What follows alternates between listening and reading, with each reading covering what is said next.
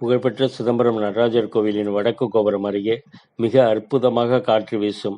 இதற்காகவே மாலை வேளையில் பலர் அங்கு வந்து அமர்ந்திருப்பார்கள்.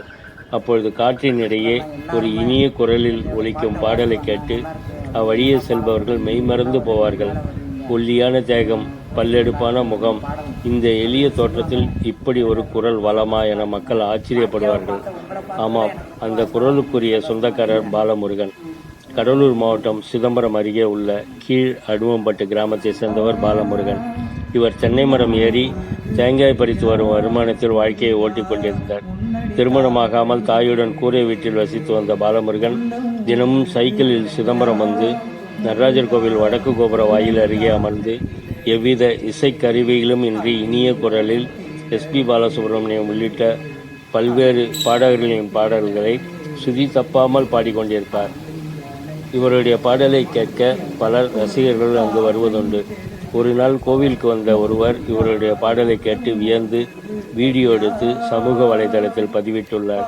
அது வைரலாகி இன்று பாலமுருகன் ஜி தமிழ் டிவியில் சரிகமப சீனியர் சீசன் நிகழ்ச்சியில் கலக்கி கொண்டிருக்கிறார்.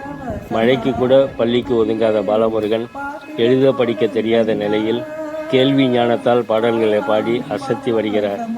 கோவிலில் ஒலித்த குரல் இன்று உலகெங்கிலும் ஒலிக்கிறது.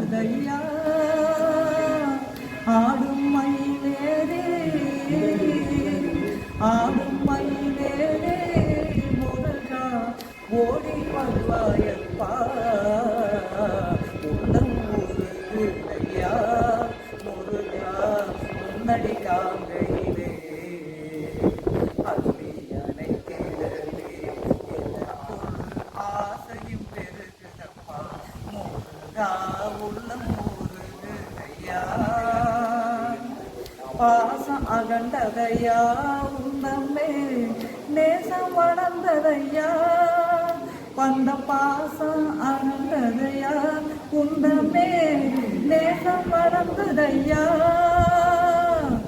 ஈசன் திருமகனே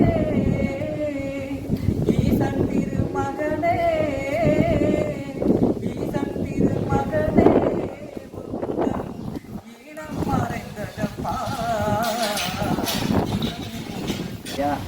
இங்கே நம்ம நடராஜா கோயில் நடராஜா கோயிலேருந்து தான் நம்ம எவ்வளோ பாட பாடினோம். இதுலேருந்து இவர் வாய்ப்புலேருந்து எனக்கு டிவி வாய்ப்பு கொடுத்த ஐயாவுக்கு அவங்களுக்கு இசைத்தமிழ் சார்பாக அவங்களெல்லாம் எல்லாம் நல்லபடியாக இருக்கணும்.